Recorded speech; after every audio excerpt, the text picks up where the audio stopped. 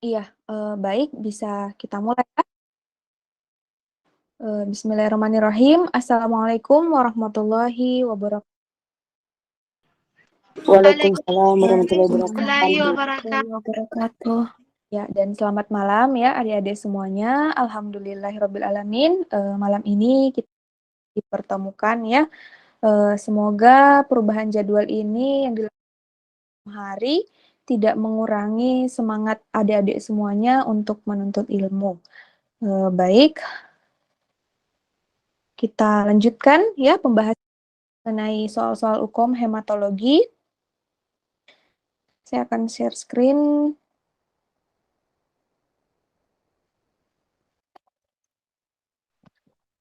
Ya, hari ini kita akan lanjut tentang pembahasan soal hukum hematologi. Ya, kemarin sudah sampai nomor berapa ya? Nomor 18 ya, kalau tidak salah. Ya, kemarin kita sudah bahas ya mengenai darah lengkap, kemudian hemoglobin, dan juga metode-metode pemeriksaannya. Hematokrit juga sudah, hitung jumlah sel darah sudah. Nah, sekarang kita masuk pada hitung jenis leukosit, indeks eritrosit, LED, retikulosit, faal hemostasis, sampai gambaran darah tepi, sampai daya tahan osmotik eritrosit. Namun sebelum itu, sepertinya kemarin kita melewati pemeriksaan jumlah sel darah yang metode flow cytometry. Ya, jadi sekarang kita bahas dulu yang flow cytometry.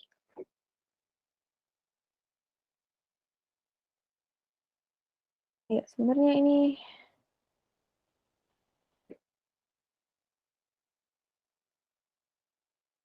ya masih kelihatan ya layarnya? Iya, Ibu. Iya. Baik, kemarin sampai sini kan pembahasan hitung jumlah metode manual. Sekarang kita masuk metode flow cytometry. Oke, pertanyaannya. Pada suatu perhitungan jumlah sel-sel darah menggunakan flow cytometer, sinar laser yang terdapat dalam alat akan dipancarkan ke dua arah. Ada yang dipancarkan ke depan, ada yang dipancarkan ke samping. Pertanyaannya, sinar yang dipancarkan ke depan menentukan A. Ukuran sel, B. Bentuk sel, C. Kompleksitas sel, D. Kompleksitas internal, dan E. Granula sel. Mana yang benar? Untuk perhitungan mengenai flow cytometer, kalau sinarnya dipancarkan ke depan, itu biasanya menentukan apa? Apakah ukuran sel, bentuk sel, kompleksitas, yang mana yang benar? Ayo, sudah pernah belajar tentang flow cytometry? Iya, Bu. Belum pernah. Iya, karena ini harus tetap dipelajari ya, karena bagaimanapun juga sekarang itu hampir di seluruh fasilitas kesehatan sudah jarang yang menggunakan manual. Semuanya sudah berbasis otomatis. Jadi semuanya sudah menerapkan prinsip flow cytometry. Nah, jadi kita harus tahu sinar yang dipancarkan ke depan itu biasanya menentukan apa dan menentukan ukuran sel. Ya, seperti ini bentuknya. Kalau yang baru lihat, enggak apa-apa, saya jelaskan dari awal.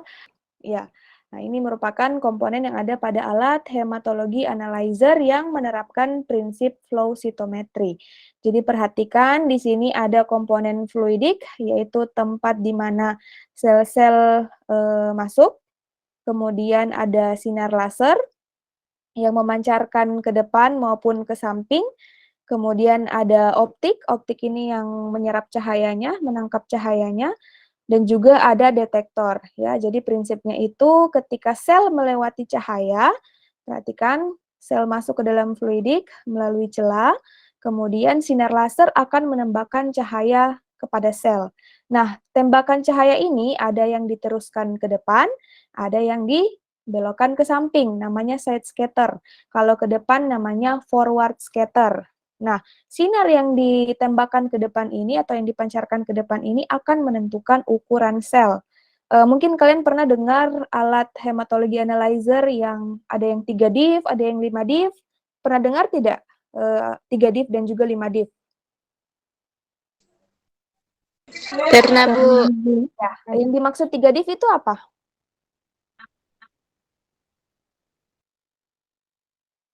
Tiga div itu artinya 3 differential count. Artinya alatnya mampu membedakan atau menghitung jenis leukosit sebanyak 3 jenis. Jenis apa saja? Nah, di sini. Ada jenis limfosit, monosit, dan juga granulosit. Artinya alat tersebut hanya memiliki forward scatter saja.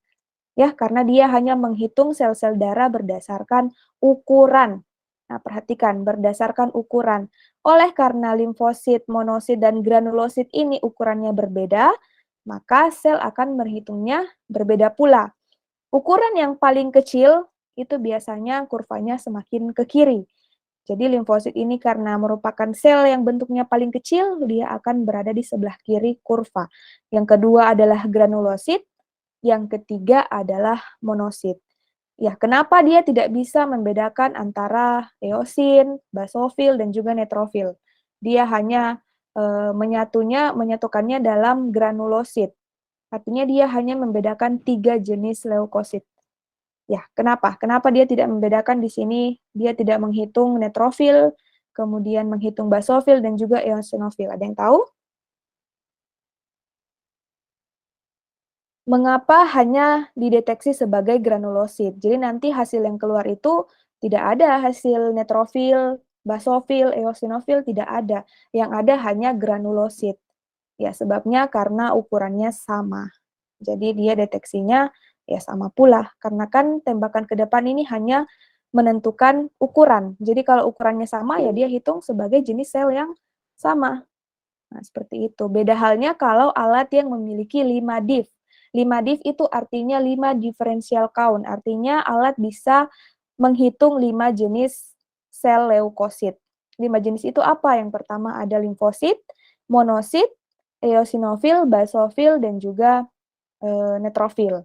Ya, jadi itu kelebihan kalau alatnya menggunakan yang 5 div.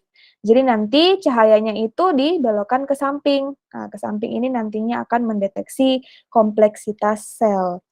Jadi karena dia kompleks, dia mampu membedakan antara yang mana eosin, yang mana neutrofil, yang mana basofil. Karena kan masing-masing sel leukosit itu kan memiliki inti yang kompleks, ya. Ada inti yang 3, ada yang 2. Jadi dia mampu membedakannya berdasarkan kompleksitas sel. Jadi sel yang kompleksitasnya lebih banyak itu akan berada di atas. Perhatikan SSC ini maksudnya adalah side scatter. Jadi semakin kompleks sel darahnya dia akan berada semakin di atas. Perhatikan limfosit itu paling bawah karena memang dia selnya hanya satu, kemudian monosit di atasnya, dan yang paling kompleks di atas. Jadi kalau ada pertanyaan, sinar yang berfungsi untuk menentukan kompleksitas sel adalah side scatter. Kemudian untuk menentukan ukuran sel, yaitu di forward scatter. Jadi perhatikan, forward scatter ini menentukan ukuran sel dari kiri ke kanan. Dari kiri itu yang paling kecil, semakin ke kanan semakin besar. Adapun yang side scatter menentukan kompleksitas sel. Semakin kompleks bentuk selnya akan semakin di atas. Dan paling atas ini biasanya neutrofil ya, karena neutrofil yang paling kompleks, dia punya inti sel, bersegmen dia. Ya, seperti ini. Ada yang 3, ada yang 4 inti selnya ya, seperti ini. Ya, sudah paham ya mengenai flow cytometer. Nanti bisa dibaca prinsipnya di sini. Oke, lanjut nomor berikutnya. Seorang remaja datang ke rumah sakit dengan keluhan gatal-gatal di sekujur tubuh yang disertai ruam setelah mengkonsumsi jajanan seafood di pinggir jalan depan sekolahnya. ATLM kemudian diminta untuk menghitung jenis leukosit differential count. Pertanyaannya, jenis leukosit manakah yang meningkat? Nah, perhatikan. Pada kasus gatal-gatal, leukosit mana yang meningkat? Jawabannya yang mana? Apakah A? A ini apa? Sel apa ini?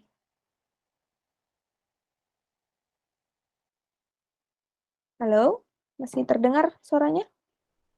Ibu. Iya. Neutrofil. Masih, Bu. Iya, yang A ini adalah neutrofil ya. Apakah neutrofil ini meningkat pada kasus alergi?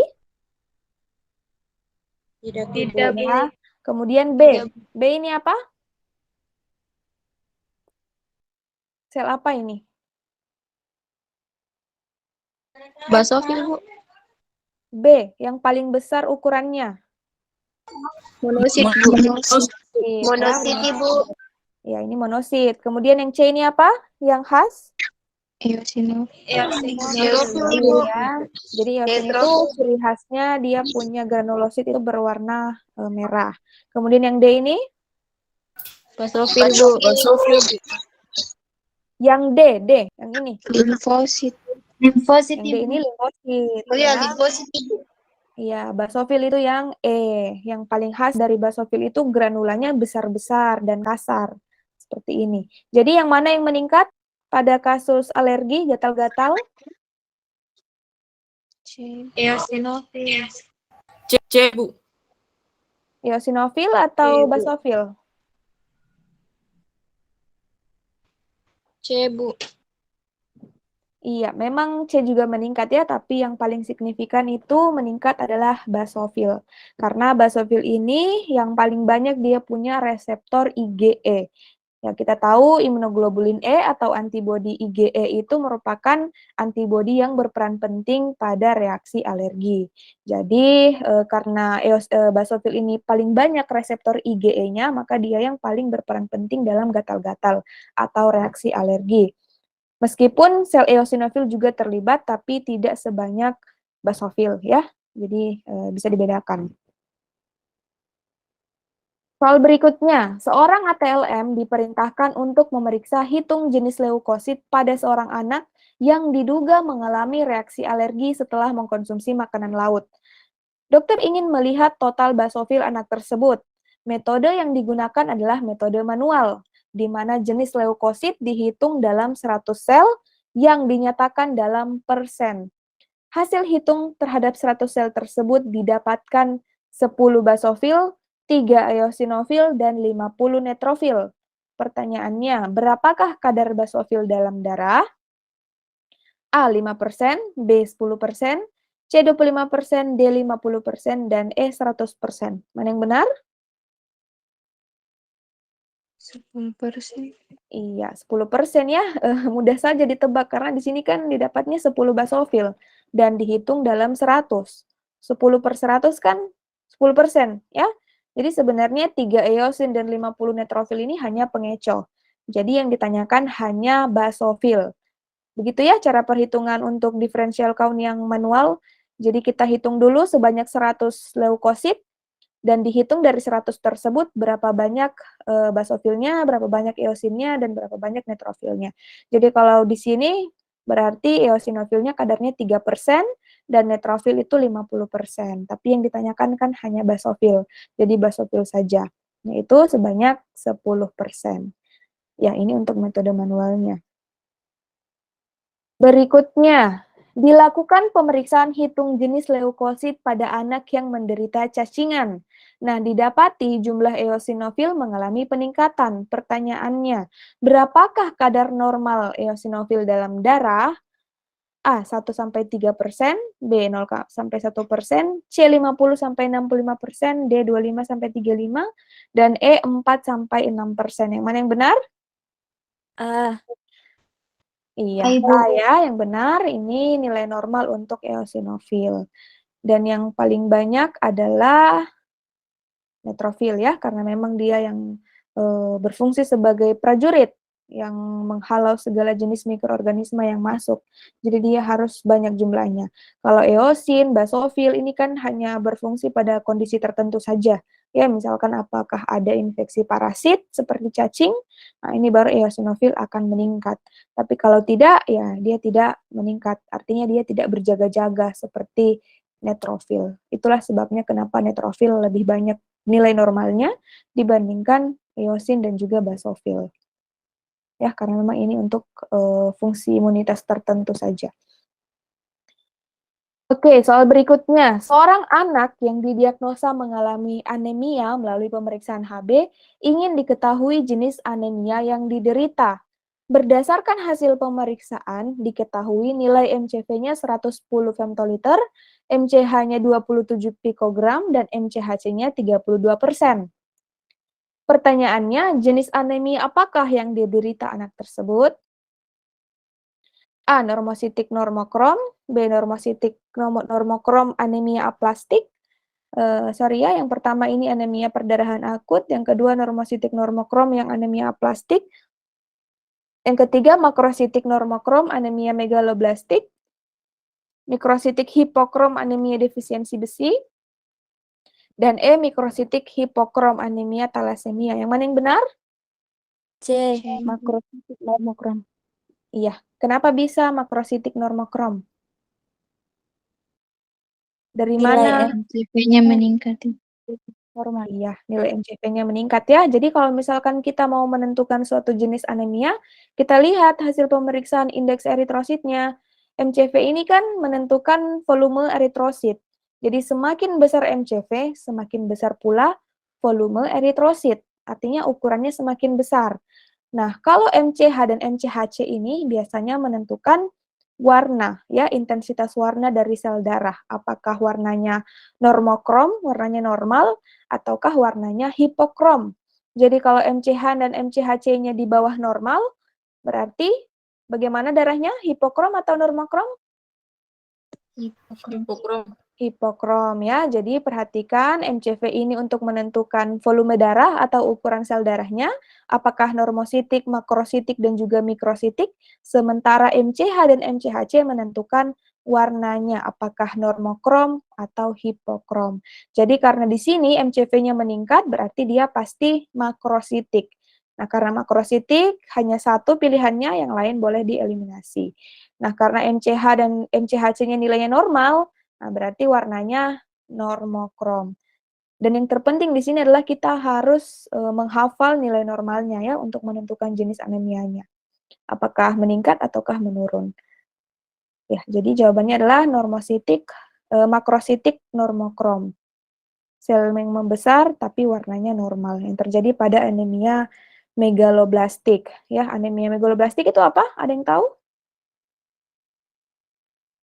Anemia yang anemia megaloblastik. Dari kata mega dan blastik.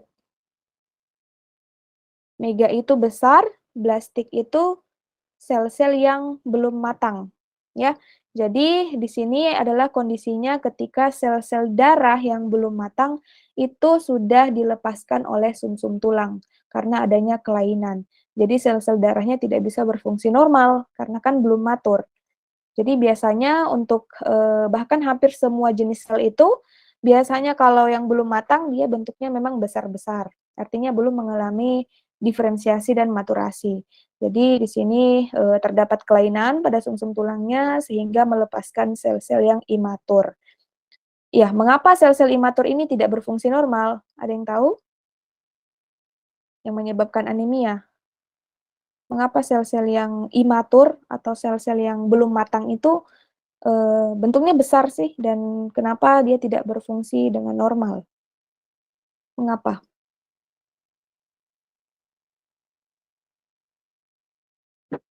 Ya, sebab dia tidak bisa mengangkut Hb, ya. Dia belum bisa mengangkut hemoglobin karena masih ada inti selnya. Sel-sel darah itu hanya mampu mengangkut hemoglobin hanya jika inti selnya sudah habis. Jadi dalam proses pembentukan atau pematangan sel darah merah itu adalah pertama inti selnya besar, kemudian semakin lama semakin matang inti selnya akan menghilang. Baru pada saat itu sel darah mampu mengangkut hemoglobin. Jadi di sini kondisinya anemia megaloblastik, sel-sel darahnya besar tapi tidak mampu mengangkut hemoglobin, makanya dikategorikan sebagai anemia. Ya, ini contohnya ya, ada 3 jenis anemia. Dibedakan berdasarkan ukuran dan juga warna. Yang pertama ada normositik normokrom. Artinya warnanya normal, tidak pucat, dan juga bentuknya normal, normal saja. Nah, ini biasanya terjadi pada kondisi anemia perdarahan akut, anemia penyakit kronik, anemia hemolitik, dan juga anemia aplastik. Ya, yang berarti ini bukan disebabkan oleh kelainan fungsi dari sel, melainkan jumlahnya yang berkurang, ya. Jadi bukan sel-sel darahnya yang abnormal, bukan sel-sel darahnya yang malfungsi, melainkan memang jumlahnya yang kurang. Jadi otomatis kan Hb-nya juga kurang. Oleh karena itu di sini bentuk selnya masih normal, warnanya juga normal. Berbeda dengan yang makrositik normokrom. Nah, ini meskipun dia warnanya normal, tapi dia makrositik, sel-selnya besar. Artinya di sini memang ada kelainan fungsi dari sel-sel darah itu. Contohnya anemia megaloblastik akibat defisiensi vitamin B12 atau asam folat. Jadi yang menyebabkan sel darah itu membesar atau tidak mengecil adalah karena kekurangan B12 dan asam folat. Atau asam folat ya, karena asam folat ini yang berperan penting dalam proses maturasi sel-sel eritrosit. Jadi kalau asam folatnya berkurang, eritrositnya tidak termaturasi. Akibatnya yang keluar di darah adalah eritrosit yang besar-besar yang belum matang. Nah, selanjutnya ada anemia mikrositik hipokrom. Nah, ini bentuknya sudah kecil, hipokrom pula, pucat. Nah, ini biasanya jenis anemia defisiensi besi dan juga anemia talasemia. Ya, jadi oleh karena besi ini yang berperan penting dalam pembentukan hemoglobin, jadi kalau besinya kurang, maka hemoglobinnya pun kurang. Hemoglobin kurang, eritrosit akan mengecil dan juga warnanya pucat ya, karena yang memberi warna itu kan zat besi dengan hem ya, jadi dia bisa berwarna merah. Kalau kurang, warnanya pun akan pucat. Nah, ini untuk nilai normal indeks eritrositnya. Jadi untuk menentukan jenis anemianya ya kita bisa lihat saja. Kalau misalkan MCV-nya kurang dari kurang dari 82, berarti bentuk selnya mikrositik. Kalau lebih dari 92 berarti makrositik. Begitupun MCH dan MCHC. Kalau kurang dari 27 berarti hipokrom dan lebih dari 31 berarti hiperkrom. Tapi untuk anemia yang jenis hiperkrom itu jarang ya. Hanya ada normokrom dan hipokrom saja. Ya, kita lanjut. Pertanyaan berikutnya, seorang ATLM diminta untuk melakukan pemeriksaan indeks eritrosit dan apusan darah tepi pasien kecelakaan yang terduga anemia. Nah, dari hasil pemeriksaan didapatkan nilai MCV-nya 92, MCH-nya 31, dan MCHC 37%. Pertanyaannya, bagaimana penampakan apusan darah eritrosit pasien tersebut? Nah, ini sama ya pilihannya. Yang mana yang benar?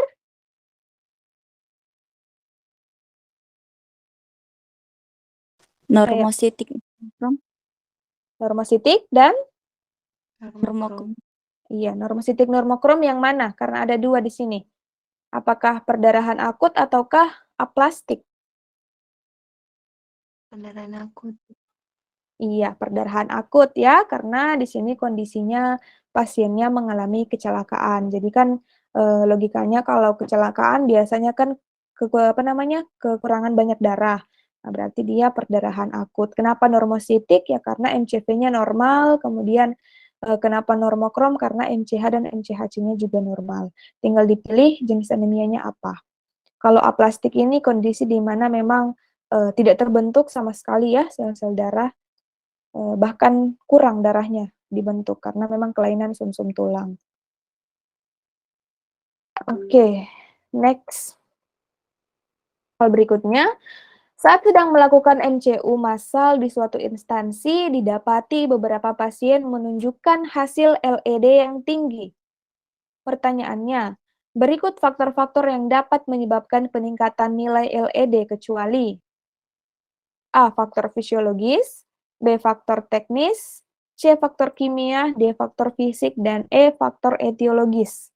Yang mana yang benar? Faktor-faktor yang dapat menyebabkan peningkatan LED. Ya, jadi dicari dulu nih faktor-faktor yang benar. Pasti ada 4 di antara 1. Kan pertanyaannya kecuali, jadi cari yang bukan. Kalau bingung ya dicari dulu yang benar ya, ada 4. Yang mana yang bukan? Etiologis. Iya, etiologis ya. Sorry ini salah ini ya, yang benar adalah etiologis.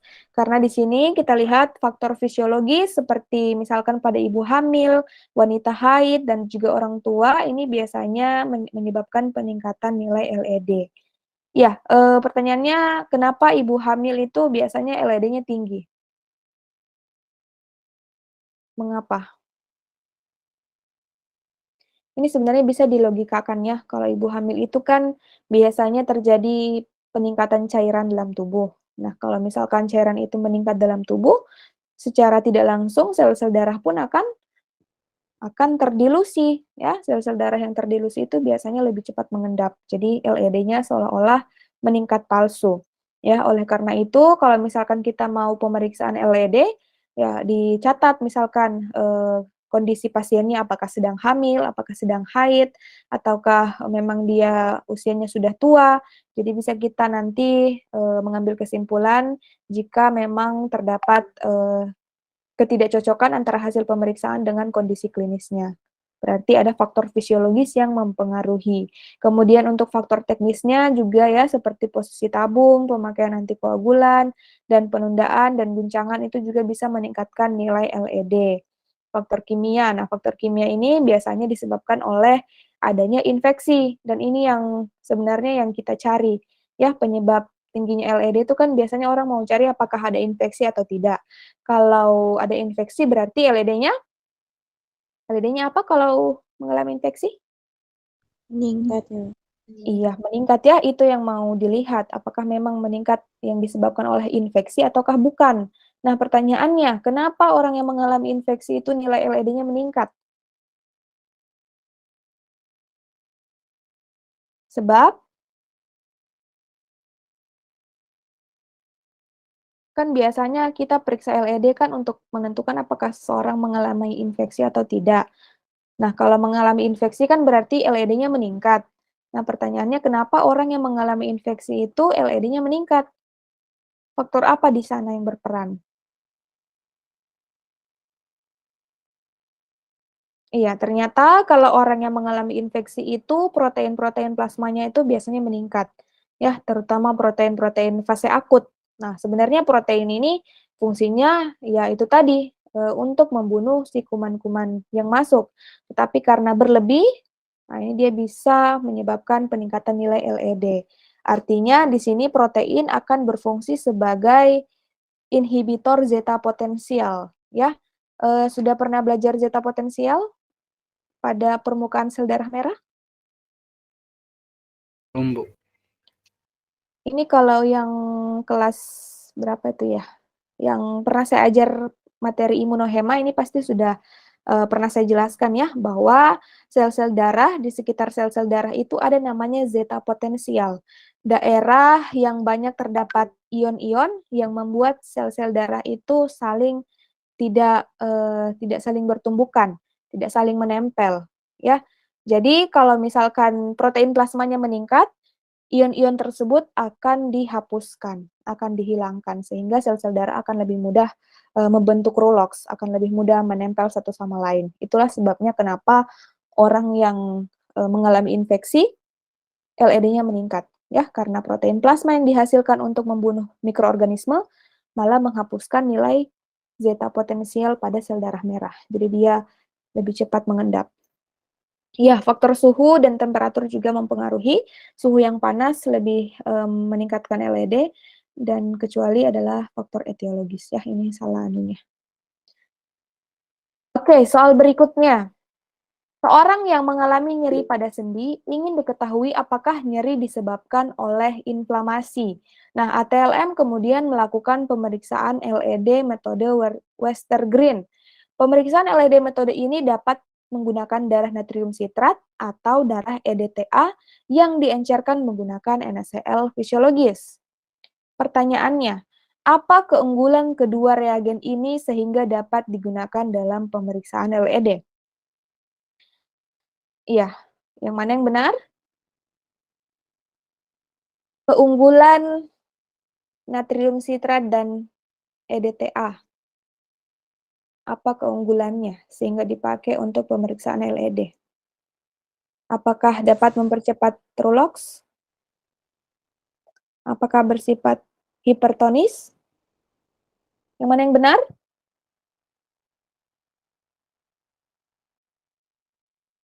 Yang mana?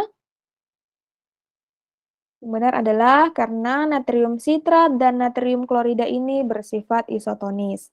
Ya, LDTA ini kan menggunakan NaCl ya. Jadi diencerkan nanti darah EDTA-nya 4:1.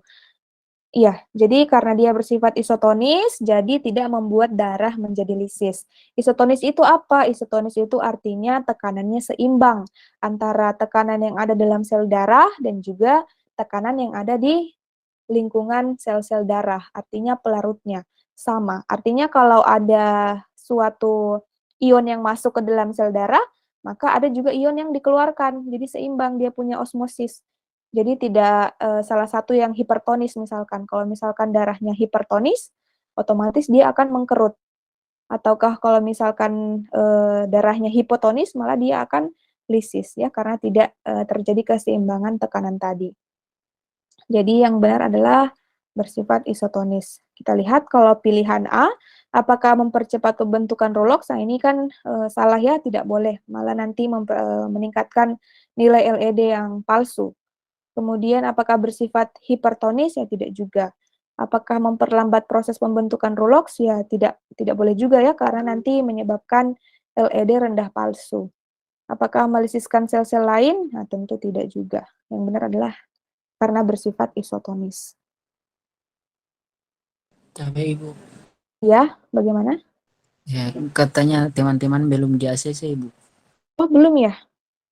Iya, karena ini tidak kelihatan kalau lagi presentasi.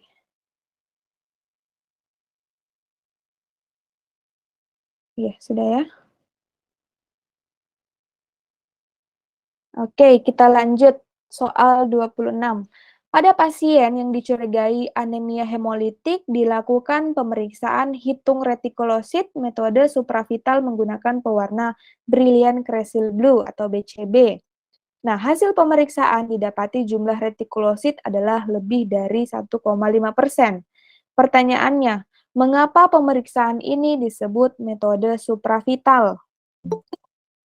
A. Sebab sel-sel retikulosit fungsinya sangat vital bagi tubuh. B. Sebab retikulosit terwarnai saat sel masih hidup. C. Sebab yang terwarnai adalah sisa-sisa ribosom dan RNA, substansi vital sel. D. Sebab jumlahnya sedikit dalam darah. Dan E. Sebab retikulosit memiliki ukuran yang besar, lebih besar dari eritrosit. Yang mana yang benar? C, Bu. C, Bu. C. Apakah C? Pertanyaannya adalah mengapa pemeriksaan ini disebut supravital? Ya, sebenarnya rata-rata ini jawabannya semuanya benar ya. Tapi yang dimaksud di sini adalah supravital. Ya, supravital itu maksudnya apa? Apakah sel-sel retikulosit fungsinya sangat vital bagi tubuh? Tidak ya, karena tidak terlalu signifikan sebenarnya untuk fungsi retikulosit sendiri, karena retikulosit ini sebenarnya sel muda dari eritrosit ya, yang belum matang. Kemudian apakah retikulosit terwarnai saat sel masih hidup? Ya, jawabannya adalah B ya. Jadi yang dimaksud dengan supravital itu adalah pewarnaan yang dilakukan saat sel masih hidup. Jadi diwarnai saat sel masih hidup. Kalau pewarnaan lain kan sel-selnya sudah mati ya, sudah kita fiksasi. Jadi pewarnaannya pada saat sel sudah mati. Tapi ini pewarnaannya pada saat sel masih hidup. Sudah pernah melakukan hitung retikulosit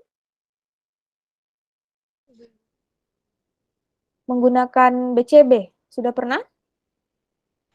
Baru sampai di anunya, Bu, di pembuatannya untuk pembacaannya belum, Ibu. Iya, tapi sudah tahu cara pewarnaannya kan? Sudah tahu cara pewarnaannya?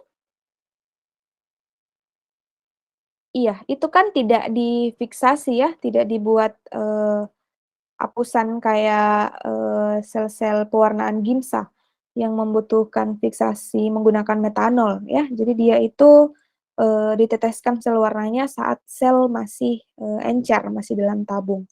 Jadi yang dimaksud dengan supravital itu pewarnaan saat sel masih hidup. Nah, memang retikulosit itu yang terwarnai adalah sisa-sisa ribosom dan juga RNA, tapi ini bukan merupakan substansi vital sel. Selanjutnya, jumlahnya sedikit dalam darah ya yang benar, tapi bukan itu yang dimaksud supravital. Oke, next.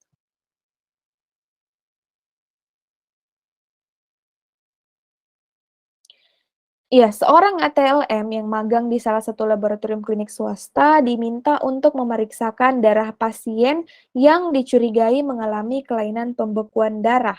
Pertanyaannya, pemeriksaan apa yang dilakukan? Apakah rang pelit dan bleeding time? Apakah jumlah trombosit dan bleeding time? Ataukah faktor-faktor koagulasi, enzim fibrinolitik, ataukah faal hemostasis? Mana yang benar? Untuk pasien yang mengalami kelainan pembekuan darah, yang mana yang diperiksa? A, Ibu. Rang pelit, bleeding time? Iya, jawabannya faal hemostasis ya. Kalau kita berbicara mengenai kelainan pembekuan darah, berarti semuanya. Apakah bleeding time-nya, thrombin time-nya, rang pelit, faktor koagulasi, semuanya diperiksa. Nah, ini contohnya ada 5 komponen hemostasis. Ya, kelima komponen ini yang membuat darah kita itu tetap encer beredar dalam tubuh dan juga akan dibekukan apabila membutuhkan faktor pembekuan, misalkan ketika terjadi luka. Dan 5 ini saling bekerja sama ya untuk membuat keseimbangan darah kita. Yang pertama ada blood vessel. Nah, ini biasanya untuk tes-tes rem pelit untuk melihat seberapa kuat ketahanan pembuluh darah kita. Kemudian ada faktor koagulasi plasma, ada sistem fibrinolitik, ada inhibitor dan juga trombositnya atau plateletnya. Iya, soal berikutnya. Seorang anak yang dicurigai menderita infeksi dengue disarankan untuk mengikuti uji kerapuhan dinding kapiler untuk menilai kecenderungan hemoragik dan kondisi trombositopeni. Kecenderungan hemoragik itu perdarahan ya. Pertanyaannya, pemeriksaan apakah yang dimaksud? A. Bleeding time, B. Clotting time, C. Rampelit, D. Thrombin time, dan E. Prothrombin time. Mana yang benar? Rampelit. Iya, Rampelit, Ibu, C. ya. Nah, ini biasanya dilakukan untuk melihat kerapuhan pembuluh darahnya. Ini biasanya untuk pasien-pasien infeksi demam berdarah. Dan biasanya diikuti oleh trombositopeni, trombositnya menurun. Jadi pembuluh darahnya sudah rapuh, trombositnya pun menurun. Jadi tidak ada atau jumlah trombosit berkurang untuk melakukan proses pembekuan darah. Jadi dia semacam ada bintik-bintik merah jika memang hasilnya positif. Artinya trombositnya tidak mampu atau tidak adekuat untuk membekukan darahnya. Nah, ini interpretasi hasilnya apabila setelah kita bendung tangannya, kemudian muncul PTQ sebanyak 10 buah dalam 10 menit, itu artinya hasil pemeriksaannya positif. Oke, soal berikutnya. Seorang anak datang dengan luka di kakinya di mana darah tidak berhenti mengalir. Dokter mencurigai adanya kelainan pembekuan darah, yaitu hemofilia. Pertanyaannya, jenis pemeriksaan yang diperlukan untuk mengetahui penyebabnya adalah kecuali. Nah, ini yang kecuali ya. Jawabannya apa? Nah, ini sebenarnya harus kita hafal ya untuk faktor-faktornya. Faktor-faktor koagulasi mana saja yang berperan pada penyakit hemofilia. Jadi kecuali thrombin time atau defisiensi trombosit. Nah, ini ya untuk pemeriksaan penunjang untuk hemofilia, kita bisa memeriksakan clotting time, yaitu faktor 8 dan faktor 9, ada prothrombin time, nah ini semua faktor-faktor pembekuan darah. Dan ini biasanya menurun ya pada kasus hemofilia. Artinya ketika terjadi perdarahan, faktor-faktor ini tidak mampu untuk membuat koagulasi atau membuat darahnya untuk berhenti. Soal berikutnya, atas permintaan dokter dalam checklist formulir permintaan pemeriksaan, seorang ATLM diminta untuk melakukan pemeriksaan faal hemostasis. Preparasi sampel harus menggunakan darah sitrat sebab kandungannya yang stabil dan mirip dengan elektrolit tubuh. Pertanyaannya, berapakah perbandingan darah dengan natrium sitrat untuk mempersiapkan sampel tersebut? A 4:1, B 1:4, C 9:1, D 1:9, dan E 1:10. Yang mana yang benar?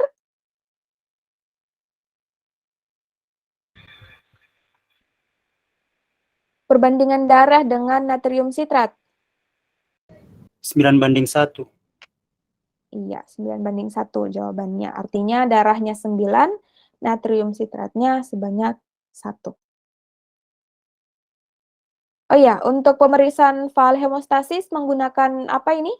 Darah, plasma, atau serum? Fal hemostasis.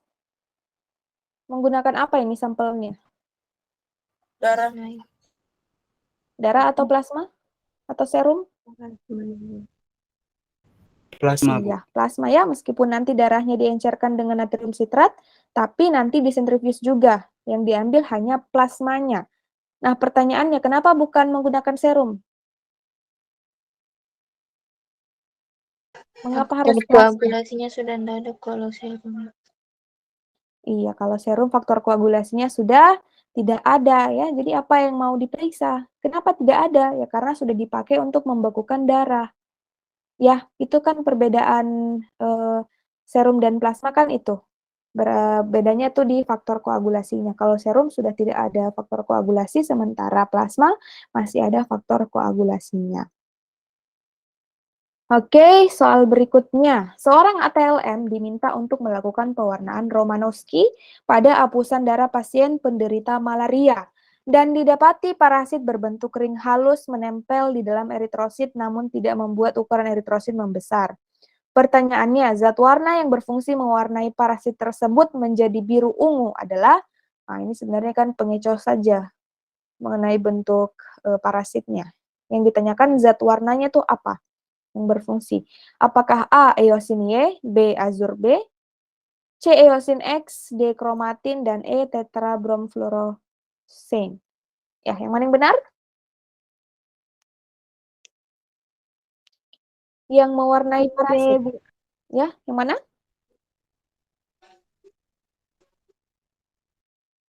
B, Bu. Pewarna kromatin? Nama pewarnanya apa? Azur B.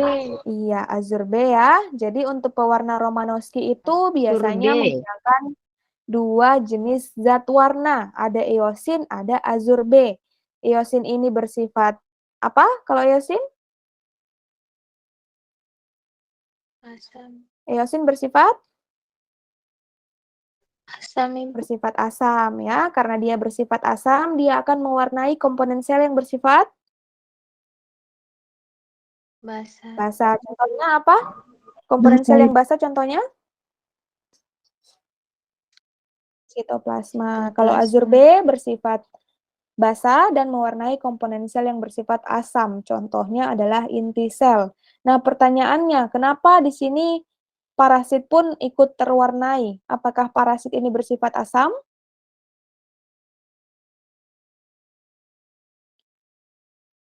Iya, jawabannya iya ya. Jadi karena parasit ini juga bersifat asam, jadi zat warna yang bersifat basah akan mengikatnya, yaitu zat warna azur B. Jadi warnanya pun nanti biru keunguan. Ya, karena dia ini sifatnya mirip dengan inti sel, yaitu bersifat asam.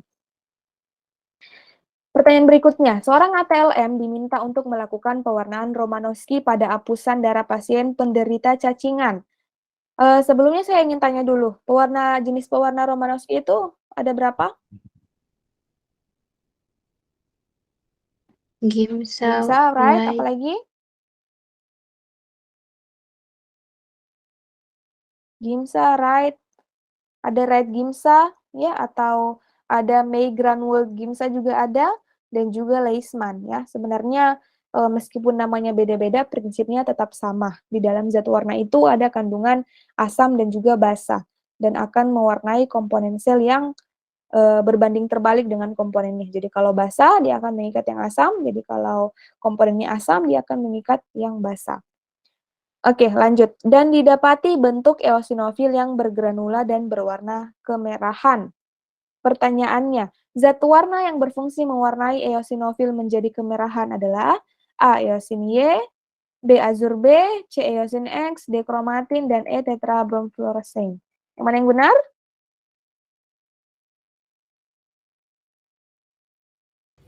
Eosin Y. Iya, eosin Y ya jawabannya. Karena namanya saja eosinofilik, artinya sel yang suka eosin. Jadi dia akan menyerap zat warna eosin.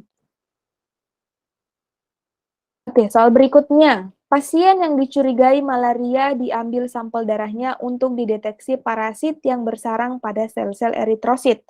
Metode yang dilakukan adalah dengan pewarnaan gimsa pada sediaan darah tebal. Ya, jadi ini mau lihat parasit pada sediaan gimsa, sediaan darah tebal. Pertanyaannya, mengapa pada sediaan darah tebal tidak perlu dilakukan fiksasi? A. Sebab morfologi sel-sel eritrosit sudah tampak dengan jelas. B. Sebab dikhawatirkan akan melisiskan parasitnya. C. Sebab darah telah lisis oleh air. D. Sebab reagen telah dicampur dengan larutan fiksasi. Dan E. Sebab fiksasi akan mempertahankan morfologi sel-sel eritrosit. Mana yang benar? Mengapa sel darah tebal itu tidak perlu dilakukan fiksasi? Iya, benar ya, tidak dilakukan fiksasi kan kalau sel darah tebal? Ya, Ibu. Iya, sudah pernah dipraktekkan kan? Mengapa? Mengapa tidak perlu lakukan fiksasi? Sebab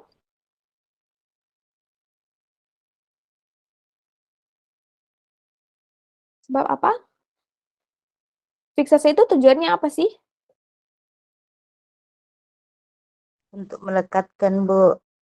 Iya, untuk merekatkan sel-sel darah. Pertanyaannya, kalau di sel darah tebal, eritrositnya masih ada atau tidak? Pada sediaan darah tebal. Masih ada. Masih ada? Ya, Ibu. Masih ada atau sudah lisis? Masih ada, Ibu. Masih ada, Ibu. Yakin masih ada? Bentuknya masih jelas. Apakah di sediaan darah tebal kita bisa melihat morfologi eritrosit? Tidak, Ibu. Tidak bisa ya. Bagaimana kita mau lihat darahnya tebal? Lagian sudah dilisiskan darahnya, tidak perlu lagi darah di sana. Kita hanya butuh melihat parasitnya saja.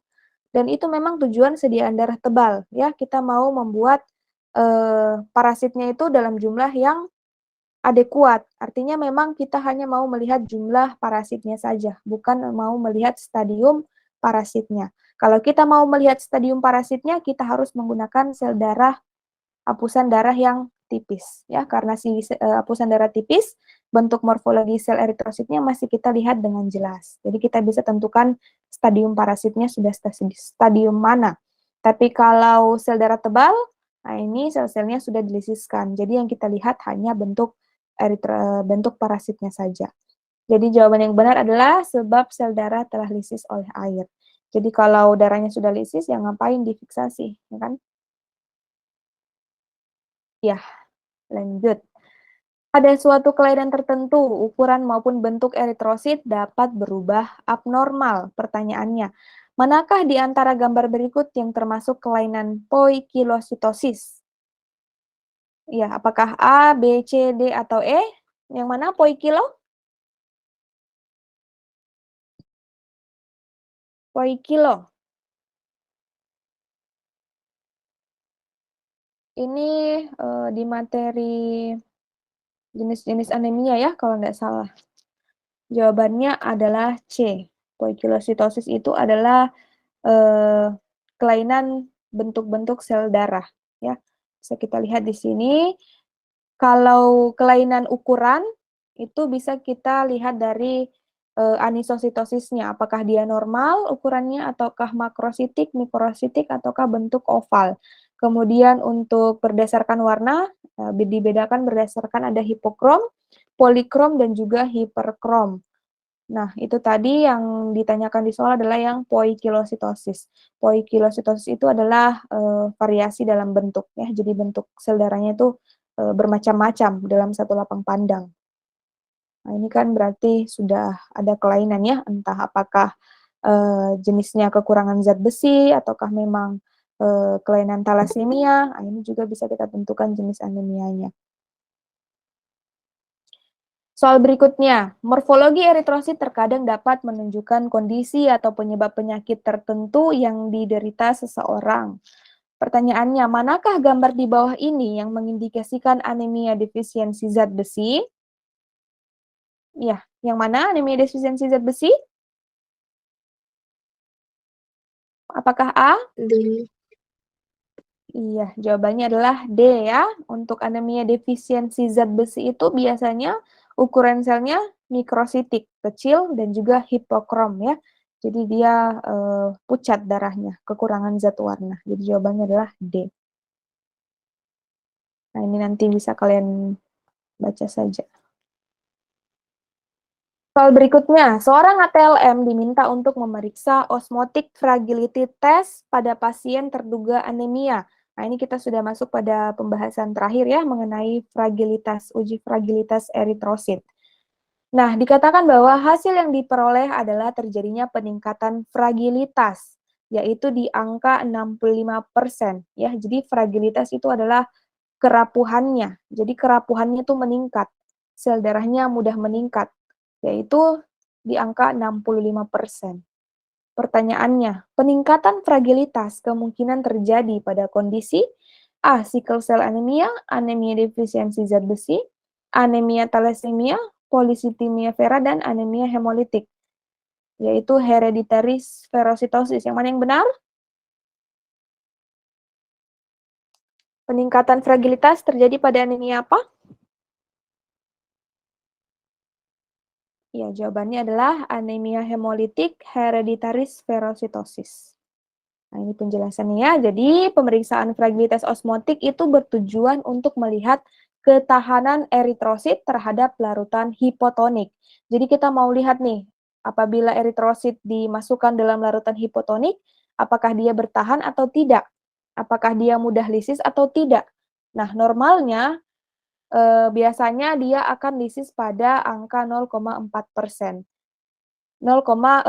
Di angka ya 0,40%. Apabila angkanya meningkat, mengindikasikan bahwa eritrosit lebih mudah lisis atau fragilitasnya meningkat ketika dilarutkan dalam larutan hipotonis. Nah, ini biasanya untuk menentukan jenis-jenis anemia ya. Kalau peningkatannya sendiri biasanya terjadi pada anemia hemolitik dan juga hereditary spherocytosis. Artinya memang sel darahnya mudah lisis gitu ya. Dan penurunannya terjadi pada jenis anemia yang lainnya. Nah, ini ya yang saya katakan tadi, kalau orang normal, dia punya fragilitas itu sekitar 0,45%. Jadi sekitar konsentrasi NaCl-nya 0,45% baru darahnya hemolisis.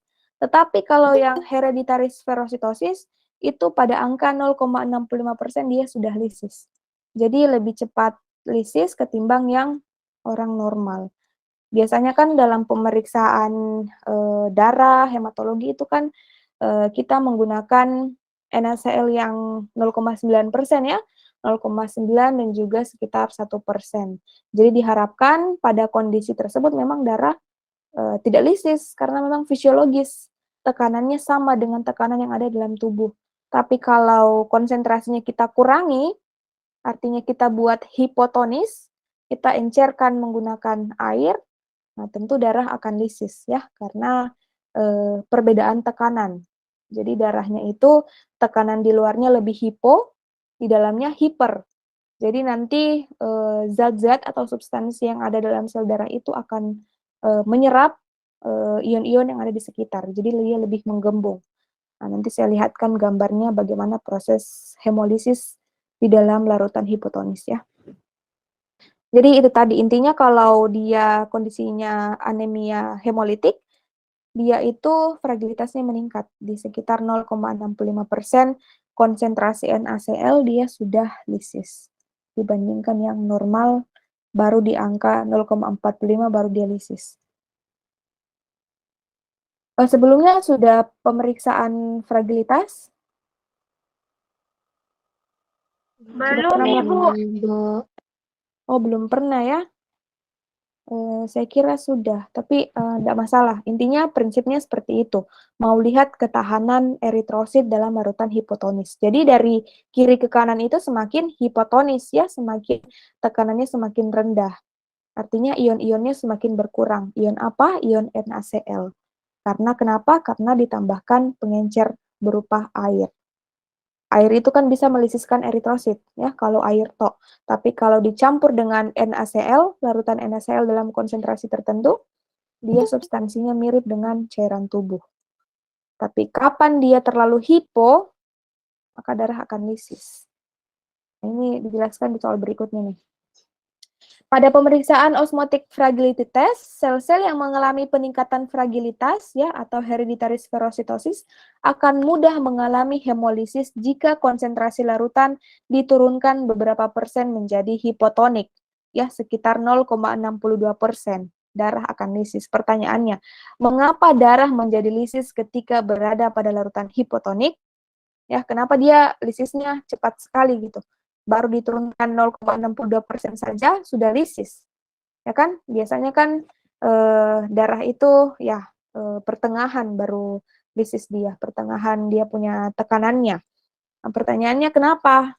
Apakah A, konsentrasi ion di sekitar darah itu seimbang, maka ion akan diserap dan dikeluarkan sel darah, atau B, konsentrasi ion sekitar sel darah kecil, ion akan diserap oleh sel darah, atau C, konsentrasi ion sekitar sel darah tinggi dan ion akan dikeluarkan oleh sel darah. Apakah D, ion sekitar sel darah seimbang dan ion akan diserap oleh sel darah.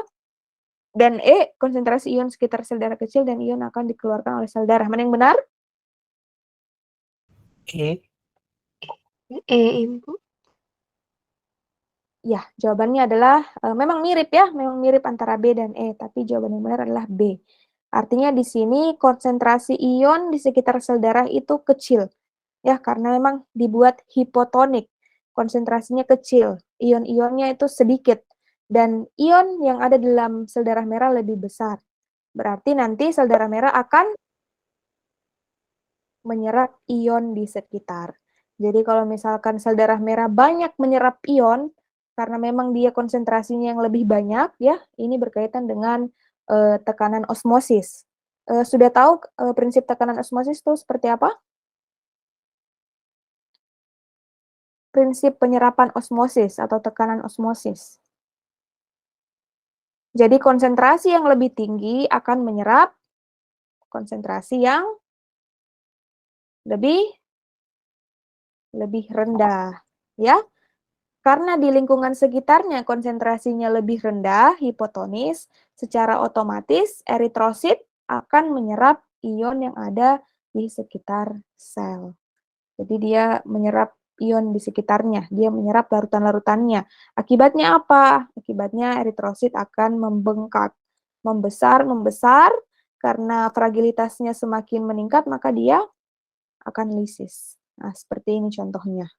Perhatikan yang sebelah kiri atau yang A ini adalah jumlah contoh sel darah merah yang berada pada larutan isotonis ya atau larutan yang normal. Artinya konsentrasi ion yang ada di sekitar ini sama dengan konsentrasi ion yang ada dalam sel darah merah. Jadi kalau sama ya seimbang ya, tidak ada yang terserap, tidak ada juga yang menyerap karena sama kekentalannya, sama dia punya konsentrasi ion. Artinya jika ada yang masuk, maka ada juga yang keluar. Jadi dia isotonis, seimbang. Nah, perhatikan ketika cairannya kita buat hipotonis, artinya kita tambahkan air sehingga larutannya menjadi terdilusi, otomatis kan kandungan ionnya akan semakin berkurang. Ya, itu yang disebut sebagai hipotonis. Jadi kalau konsentrasi ionnya berkurang dan di eritrosit itu konsentrasi ionnya tinggi, maka konsentrasi ion yang tinggi akan menyerap yang rendah. Ya, jadi eritrosit akan menyerap ion-ion yang ada di sekitar. Akibatnya apa? Eritrosit akan membengkak karena menyerap cairan terlalu banyak. Akibatnya darah akan menjadi lisis. Itulah sebabnya kenapa kalau darah kita masukkan ke dalam air, dia akan lisis karena air itu hipotonis. Tidak ada dia punya kandungan ion-ion. Ion-ion seperti natrium, kalium, kalsium, itu semua yang menyebabkan perbedaan tekanan osmosis. Sebaliknya, kalau larutan di sekitar sel darah itu hipertonik, artinya ionnya itu berlebih, misalkan ion natrium dan klorida ya, misalkan NaCl-nya berlebih, dan di darah itu kecil, maka yang berlebih ini akan menyerap ion yang ada dalam darah. Jadi darahnya akan mengkerut karena cairannya terserap keluar. Ya, paham ya untuk prinsip isotonis, hipotonis ini? Karena ini yang digunakan untuk pemeriksaan fragilitas tes. Jadi kalau misalkan fragilitasnya meningkat, berarti kerapuhannya meningkat. Artinya, cairan jika kita buat hipotonis sedikit saja, dia sudah mulai lisis. Karena memang dia dinding pembuluh darahnya itu sudah rapuh memang kelainan. Berbeda kalau sel normal yang memang kita berikan larutan hipotonis. Ya, oke. Sampai sini paham dulu? Paham nggak mengenai fragilitas tes? Saya pikir kalian sudah pernah diajarkan. Iya, lanjut dulu ya. Soal berikutnya. Antikoagulan merupakan zat yang digunakan untuk mencegah pembekuan darah dengan cara menghambat faktor-faktor pembekuan darah.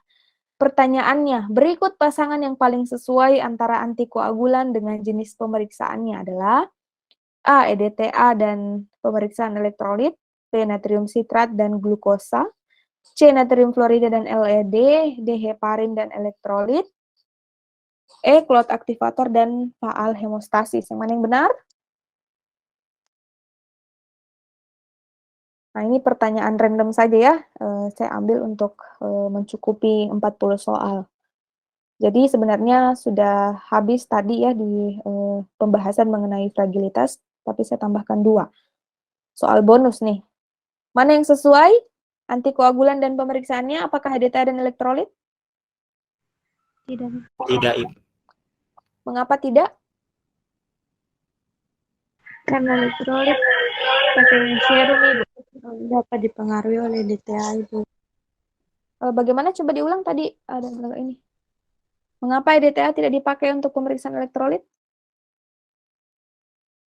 Karena sudah ada, karena di data itu ditakutkan nanti hasilnya akan meningkat untuk Elektrolit, Ibu. elektrolit apanya? Natrium dan kalium, Ibu. Ya, natrium dan kalium ya, karena EDTA itu biasanya selalu bergandengan dengan natrium ataupun kalium. Jadi dia tidak bisa berdiri sendiri, dia harus ada pendamping garamnya. Supaya bisa membentuk garam kan harus ada asam basa di sana.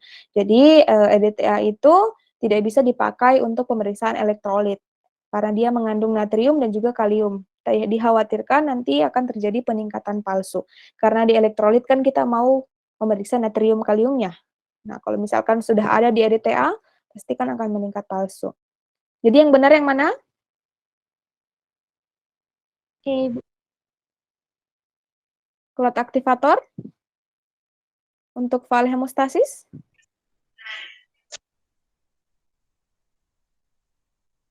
Kalau clot aktivator ini apa sebenarnya ini? Antikoagulan bukan? Bukan, Ibu. Bukan ya, ini untuk memperoleh serum ya. Jadi darahnya kita buat cepat clotting, cepat membeku. Jadi serum tidak bisa juga digunakan untuk faal hemostasis ya, sebab itu tadi tidak ada faktor pembekuannya. Jadi yang benar adalah heparin dan elektrolit. Nah, ini biasanya karena darahnya itu biasanya lebih stabil untuk heparinnya. Jadi digunakan heparin untuk pemeriksaan elektrolit. Nah, ini pembahasannya nanti bisa dibaca-baca. Ini juga ya, jenis tabung dan juga fungsinya, cara mixingnya, nah ini bisa dibaca-baca nanti. Oke, soal berikutnya. Perbandingan volume antikoagulan EDTA dengan darah seringkali dapat mempengaruhi hasil pemeriksaan. Nah, kesalahan yang mungkin terjadi jika EDTA yang digunakan terlalu sedikit adalah A. Sel-sel akan mengalami pengerutan, B. Sel-sel akan mengalami krenasi, C. Sel-sel akan kehilangan air melalui osmosis, D. Trombosit akan rendah palsu, dan E. Eritrosit akan rendah palsu. Yang mana yang benar?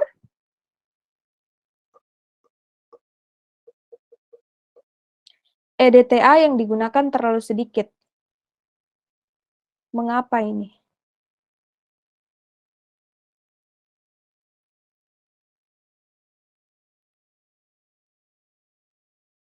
Ya, jawabannya adalah B, sel-sel akan mengalami krenasi. Ya, dikatakan bahwa penambahan antikoagulan EDTA sebesar 10 mikrogram mikroliter untuk 1 ml darah. Jika perbandingan darah dengan antikoagulan tidak sesuai, dapat menyebabkan kesalahan. Nah, ini ya, bila volumenya terlalu sedikit atau EDTA-nya terlalu berlebih, maka sel-sel eritrosit mengalami krenasi atau terjadinya kontraksi atau pembentukan nokta tidak normal di sekitar pinggir sel, dimasukkan ke dalam larutan hipertonik karena kehilangan air melalui osmosis. Ya, jadi nanti darahnya mengkerut ya atau krenasi karena kehilangan banyak air yang disebabkan oleh EDTA-nya yang terlalu berlebihan. Ya, soal terakhir. Saat proses fungsi vena, komplikasi bisa saja terjadi. Komplikasi yang umum terjadi pada pasien adalah hematoma, flebitis, hemokonsentrasi, sinkop, dan juga cedera saraf. Pertanyaannya, komplikasi flebitis dapat dicegah dengan A. Menghindari pembendungan yang terlalu lama, B. Menggunakan jarum spoid yang sesuai dengan ukuran pembuluh vena, C. Menenangkan psikologis pasien sebelum fungsi vena, D. Menghindari penusukan berulang, dan E. Memastikan semua proses dan tindakan dilakukan secara aseptis. Yang mana yang benar? Flebitis. Apa itu flebitis? Dari kata fle dan itis. Flebitis itu komplikasi infeksi ya akibat proses flebotomi dan ini biasanya terjadi. Dan ini bisa dicegah dengan cara memastikan semua proses dan tindakan dilakukan secara aseptis. Ya, karena tidak menutup kemungkinan, misalkan lengannya kita lupa desinfeksi, kemudian jarumnya juga sudah terkontaminasi, ya ini kan bisa menyebabkan infeksi yang disebabkan oleh tindakan flebotomi tadi. Oke, sampai sini ada pertanyaan mengenai tadi ya, mulai dari apa tadi, hitung jenis ya, hitung jenis leukosit sampai di uji fragilitas. Ada yang mau ditanyakan? Ya, untuk hematologi kita hanya 2 kali ya, 2 kali pertemuan. Mungkin ini yang terakhir. Nanti untuk sitohistonya kita lanjut lagi, insya Allah hari Sabtu. Ya, kurang lebih ini adalah 13 jenis pemeriksaan hematologi. Ada yang mau ditanyakan? Oke, kalau tidak ada lagi yang mau ditanyakan, mungkin cukup sampai sini dulu pertemuan kita. Kurang dan lebihnya saya mohon maaf. Assalamualaikum warahmatullahi wabarakatuh. Waalaikumsalam warahmatullahi wabarakatuh. Sekali. Terima kasih banyak, Bu. Terima kasih. Iya, sama.